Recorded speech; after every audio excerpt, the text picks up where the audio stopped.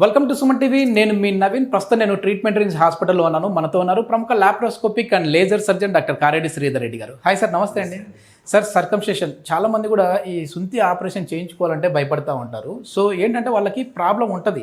అంటే ముందు భాగంలో అంగం పూర్వ భాగంలో చర్మం వెనక్కి రాదు, ఫైమోసిస్ లేదంటే పారాఫైమోసిస్. సో ఒకవేళ వెనక్కి వచ్చిన ఈ చర్మం అనేది మళ్ళీ ముందుకు రాదు.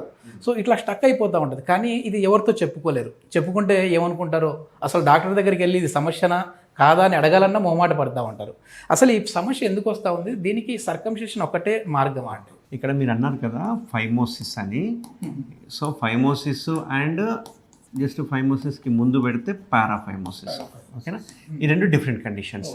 ఎందుకు ఇక్కడ డిఫరెంట్ కండిషన్స్ అంటేనేమో మనకు ఈ అంగం ఇలా ఉంటుంది కదా, అంగం ముందర చర్మం ఏమో స్ట్రైట్ ఉంటుంది, కింద ఉన్న చర్మం మాత్రం ఇక్కడ అటాచ్ అయ్యి ఈ రకంగా ఉంటుంది. సో ఈ అటాచ్మెంట్నే మనం ఫ్రెన్యులం అంటాం. అదొక తీగ లెక్క ఉంటుంది. చాలామందికి దీంతో కూడా ప్రాబ్లం ఉంటుంది. నేను మీకు ఎక్స్ప్లెయిన్ చేస్తాను. ఈ చర్మం ఏదైతే ఉందో ముందుకు వెనక్కి ఫ్రీగా మూవ్ కావాలి. నేను ఇక్కడ ఫ్రీ అనే వర్డ్ ఎందుకు యూజ్ చేస్తానంటే, కొందరికి అంగం చిన్నగా ఉన్నప్పుడు మంచిగా మూవ్ అవుతుంది, బట్ అంగస్తంభన అయిన తర్వాత చర్మం మూవ్ కాదు, అది అబ్నార్మల్. కొందరికి అంగస్తంభన అయినా అంగం చిన్నగా ఉన్నా కొంచెం టైట్గా పెయిన్ఫుల్గా మూవ్ అవుతుంది, అది అబ్నార్మల్. అండ్ కొందరికి ఈడి వరకు ఫ్రీగా మూవ్ అవుతుంది, బట్ ఈడికి వచ్చే వరకు టైట్ అయిపోతుంది, అది అబ్నార్మల్. సో ఏ రకంగా అయినా కనుక చర్మం అనేది ముందుకు వెనక్కి ఫ్రీగా మూవ్ కాకపోతే కనుక దాన్ని ఫైమోసిస్ అంటాం. చాలామంది 10 మంది అబ్బాయిల్లో 8 మంది, 7 నుంచి 8 మంది బాధపడే ప్రాబ్లం ఇది. చాలామందికి బయటికి తెలీదు. ఇట్లా ఉంటుందా, ఇది వెనక్కి పోవాలా అన్న సంగతి కూడా చాలామందికి తెలియదు. మరి ఇంటర్ కోర్స్ టైంలో చాలా ఇబ్బంది ఉంటుంది సార్ వీళ్ళకి.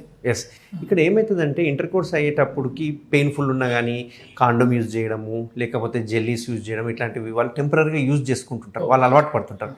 ఒకసారి పిల్లలు పుట్టిన తర్వాత ఇంకేముందిలే, ఫోన్లే చెల్తా, ఫ్యామిలీ అయిపోయింది కదా అన్న ఉద్దేశంతో కొందరు గడిపేసే వాళ్ళు ఉన్నారు. బట్ ఇప్పుడు చూసుకుంటే మనం తీసుకొచ్చిన అవేర్నెస్తో మాత్రం చాలామంది ముందుకు వచ్చిండ్రు. నా దగ్గరకు వచ్చే వాళ్ళు 40, 45, 50 ఏజ్ గ్రూప్ వాళ్ళు కూడా చాలామంది వస్తున్నారు. ఎందుకంటే మాకు తెలియక ఇన్ని రోజులు గడిపాం సార్, ఇప్పుడు తెలిసిన తర్వాత ఎందుకు ఉంచుకోవాలి చర్మం, ఎందుకు సరే ఈ సమస్య ఎందుకు వస్తూ ఉంది? అది కూడా నేను చెప్తాను. అయితే ఎప్పుడైతే చర్మం వెనక్కి ముందుకి వెళ్ళకపోకుండా టైట్గా ఉన్నప్పుడు కొందరు ఏం చేస్తారంటే ఇంటర్ కోర్స్ చేస్తున్నప్పుడు కానీ, మాస్టర్బేట్ చేసినప్పుడు కానీ, హస్తప్రయోగం చేసినప్పుడు కానీ చర్మాన్ని వెనక్కి తీసుకొచ్చే వరకు ఇక్కడ స్ట్రక్ అయిపోతుంది. స్ట్రక్ అయిపోయే వరకు చర్మం మళ్ళీ ముందరికి రాదు. వాళ్ళు ఏమంటారంటే అది వచ్చినప్పుడు వస్తుందిలే అని చెప్పేసి వదిలేస్తుంటారు. అట్లాంటి వాళ్ళకి ఏమవుతుందంటే ఒక గంట 2 గంటలు తిరిగి చూడంగానే ఇక్కడ అంతా వాపు వచ్చేసేస్తుంది, నీల బుడిగలాగా వచ్చేస్తుంది. ఆ నీల బుడిగ లాంటిది వచ్చేదాన్ని మనం పారాఫైమోసిస్ అంటాం. మీరు అడిగారు కదా ఫైమోసిస్ ఎందుకు వస్తుంది అని. చిన్నప్పుడు పుట్టుకతోటి చూసుకుంటే కనుక చర్మం అందరికీ అతుక్కునే ఉంటుంది.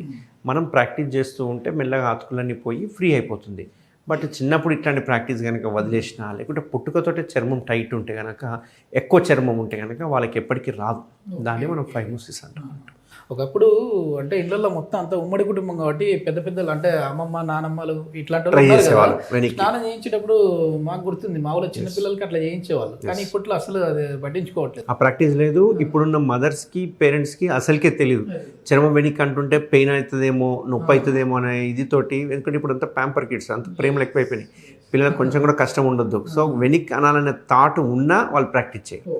అట్లా అని చెప్పేసి చిన్నతనంలోనే ఏమన్నా సర్కం చేయించుకోవాలంటే ఇది మనకు సంబంధించింది కాదు అనేది అదొక అపోహ ఉంది. సో ఈ సర్కంసిషన్ అనేది చిన్న వయసులోనే చేయించుకోవచ్చా అంటే ఆ చిన్నపిల్లలకి, లేదంటే ఇప్పుడు అంటే ఒక కమ్యూనిటీకి చేయించుకుంటా ఉన్నారు, మిగిలిన వాళ్ళు కూడా చేయించుకోవచ్చా సార్? ఈ సర్కంసిషన్ ఏదైతే ఉందో కమ్యూనిటీ బేస్డ్ సంబంధమే కాదు, ఇది డిసీజ్ బేస్డ్. అండ్ ఇక్కడ ఏంటి అంటే మనం సర్కంసిషన్ చేయించుకుంటున్నది మన రిలీజన్ కోసమో లేకుంటే ఏదో దేనికోసమో కాదు, మన హెల్త్ పర్పస్గా, మన ఆరోగ్యం పర్పస్గా మనము మంచిగా ఉండాలనే ఉద్దేశంతో మనం చేయించుకుంటున్న ఆపరేషన్ అన్నట్టు. ఒకప్పుడు కోత ఆపరేషన్ కాబట్టి చాలామందికి భయం ఉండేది. బట్ ఎప్పుడైతే స్టాప్లర్ ఇంట్రొడ్యూస్ అయ్యిందో, ఈ కేఎస్ఆర్ స్టాప్లర్ ఏదైతే ఇంట్రొడ్యూస్ అయ్యిందో దాదాపు ఆల్మోస్ట్ 8 years అవుతుంది. ఇప్పుడు చాలామంది వస్తున్నారు. దీనికి ఏజ్ లిమిట్ అనేది లేదు. అప్పుడే పుట్టిన పిల్లోడు 1 day బేబీకి కూడా మనం సర్జరీ చేసిన రోజులు ఉన్నాయి. అండ్ రీసెంట్గా నేను చేసిన బేబీ వయసు 7 days. ఏంటంటే మొత్తం స్ట్రక్ అయిపోయి యూరిన్ రావట్లేదు. సో ఒక పీడియాట్రిషియన్ రిఫర్ చేస్తే మనం సర్జరీ చేయడం జరిగింది. చిన్న బాబుకి జస్ట్ ఒక చిన్న స్మాల్ మత్తు ఇచ్చేసి మనం సర్జరీ చేయడం జరిగింది. అక్కడ మీరందరూ ఏమనుకుంటారంటే నర్వ్స్ ఉంటాయి, అవి డ్యామేజ్ అయితే చాలామంది నన్ను అడుగుతుంటారు. బట్ ఈ నర్వ్స్ ఇవన్నీ ఏంది అంటే అంగస్తంభన కావాల్సిన నరాలు ఏవైతే ఉంటాయో ఈ నరాలు అనేవి లోపల ఉంటాయి. ఓకే, దీని లోపల ఉంటాయి. ఓకే, మనం తీస్తా ఉన్నది ఓన్లీ చర్మాన్ని. ఓకే. సో చర్మం మీద ఉండే చర్మానికి సప్లై చేసే రక్తనాళాలు ఏవైతే ఉన్నాయో అవి కట్ అయిపోయి సీల్ ఆఫ్ అయిపోతాయి. సో ఈ నరాలకి సంబంధం లేదు. ఇప్పుడు మీరు నన్ను అడిగారు స్టాప్లర్ ఎలా చేస్తారని. ఇప్పుడు ఈ రకంగా చర్మం ఉంటుంది. మనం ఏం చేస్తామంటే ఈడి వరకు ఎక్స్ట్రా అయిపోయిన చర్మం దీన్ని ఈడి వరకు తీసేస్తాం అన్నట్టు. సో దీన్ని తీసే వరకు ఏమవుతుంది అంటే మనకు పిన్నులు అనేవి ఇక్కడ పడతాయి. ఈ పిన్స్ ఏవైతే ఉన్నాయో ఇదంతా మనం మత్తు కూడా ఇక్కడే ఇస్తాం. ఓకే. సో 5 నిమిషాల సర్జరీ అయిపోతుంది. 30 మినిట్స్లో పేషెంట్ని డిశ్చార్జ్ చేయడం జరుగుతుంది అన్నట్టు. ఓన్లీ హాఫ్ అన్ అవర్లో మనం డిశ్చార్జ్ చేయడం జరుగుతుంది. ఈ పిన్స్ ఏవైతే ఉన్నాయో ఈ పిన్స్ అనేవి 12 నుంచి 15 రోజుల్లో ఊడిపోతాయి మ్యాక్సిమం అన్నట్టు. 15 రోజులు అనేది నేను ఇక వర్స్ట్ సిచ్యువేషన్లో బాగా పెట్టుకోకపోతే నా దగ్గరకు వచ్చే పేషెంట్ 7 days 8 daysలో ఊడిపోయిన వాళ్ళు కూడా చాలామంది ఉన్నారు. సో ఈ 10-12 రోజులు మాత్రం మనం తీసుకోవాల్సిన జాగ్రత్తలు ఏంటంటే కొంచెం అంగం పెద్దగా కాకుండా చూసుకోవాలి. అంగస్తమనం అవ్వకూడదు, అంటే ఎరెక్షన్స్ అవ్వకూడదు. అండ్ 1 month వరకు కలవకూడదు. చాలామంది అడిగే క్వశ్చన్ ఏంటంటే అంగస్తమనం నా చేతిలో మీరు ఈజీ సార్ చెప్పడము అంగస్తమనం కావద్దని, మేము ఎంత కష్టాలు పడుతున్నాం మాకు తెలుసు అని ఈ వీడియో చూసిన కూడా నన్ను తిట్టుకుంటుంటారు. సో అట్లాంటి వాళ్ళకి నా సజెషన్ ఏంటంటే ఎర్లీ మార్నింగ్ యూజువల్గా ఎవరికైనా ఎరెక్షన్స్ అయితే బికాస్ ఆఫ్ హార్మోన్స్ వలన ఒక 5-6 episodes ఆఫ్ ఎరెక్షన్స్ అనేది అవుతూ ఉంటుంది. దాన్ని కొంచెం మనం ఎర్లీ మార్నింగ్ లేవడం, ఎవ్రీ 1 hourకి ఒకసారి అలారం పెట్టుకొని లేచి ఒక 5 minutes మీరు టైం స్పేర్ చేసి అటు ఇటు తిరగడం, వాటర్ తాగడం ఇట్లాంటివి చేస్తే హార్మోన్ లెవెల్స్ పడిపోతాయి. ఓకే. అప్పుడు మనకు ఒకవేళ ఈ ప్రాబ్లం అంతా రాకుండా ఉండాలని అంటే ఆ చిన్న వయసులోనే చేయించుకుంటే ఇంకా ప్రాబ్లం ఉండదు. అప్పుడు ఎట్లాగూ ఈ ఎరెక్షన్స్ ప్రాబ్లం అనేది కూడా అంగస్తమనం ఉండదు అండ్ ఇంటర్కోర్స్ చేసే ఇది ఉండదు. కాబట్టి చిన్నప్పుడు చేసుకుంటే ఇంకో అడ్వాంటేజ్ ఏంటంటే 12 to 15 years కాదు, 7 to 8 daysలోనే రింగ్ పడిపోతుంది. ఎందుకంటే పిల్లలకి ఇమ్యూనిటీ పవర్ చాలా ఎక్కువ ఉంటుంది. ఓకే. సో ఫాస్ట్ హీలింగ్ ఉంటుంది. ఇప్పుడు కేఎస్ఆర్ స్టాప్లర్ అంటే మామూలుగా చాలామంది ఈ స్టాప్లర్ సర్జరీలో చాలా వరకు ఉన్నాయి కదా, ఈ కేఎస్ఆర్కి ఉన్న ఇంపార్టెన్స్ ఏంటి అని అడుగుతా ఉన్నారు సార్. ఈ స్టాప్లర్కి ఏంటి ఇంపార్టెన్స్? ఇది కేఎస్ఆర్ స్టాప్లర్ అనేది ఏంటి అంటే మనము గత రీసెర్చ్ చేసుకొని దానిలో కొన్ని మాడిఫికేషన్ చేసుకోవడం జరిగింది.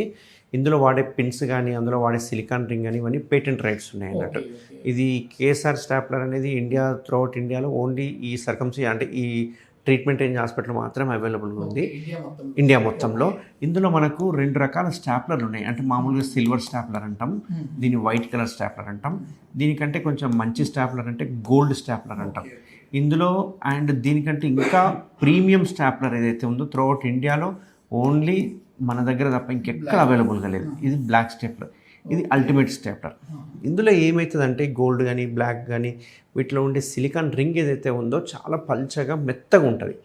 దీనివల్ల ఏంటంటే మనము పిన్స్ అనేవి డైరెక్ట్ స్కిన్ మీద పడకుండా ఆ రింగ్ ద్వారా అంటే ఆ సిలికాన్ మెటీరియల్ ద్వారా పిన్స్ పడతాయి. దీనివల్ల 0 పెయిన్ ఉండదు, బ్లీడింగ్ ఇష్యూ ఉండదు, వాపు రాదు. ఒకవేళ మీరు అడిగారు చూసారా ఎరెక్షన్ కంట్రోల్ చేసుకోకుంటే ఏంటి అని, అదే బ్లాక్ గోల్డ్ వేయించుకుంటే కనుక ఎరెక్షన్ అయినా కానీ ఆ పిన్స్ ఊడిపోవు, ఎక్స్పాండ్ అవుతుంది రింగ్ అనేది. దానివల్ల ఏంటంటే ఈ గోల్డ్ వేసుకున్న వాళ్ళకి చాలా ఫాస్ట్గా రికవరీ ఉంటుంది అండ్ వితిన్ హాఫ్ అన్ అవర్లో వాళ్ళు డ్యూటీ కూడా చేసేసుకోవచ్చు అన్నట్టు.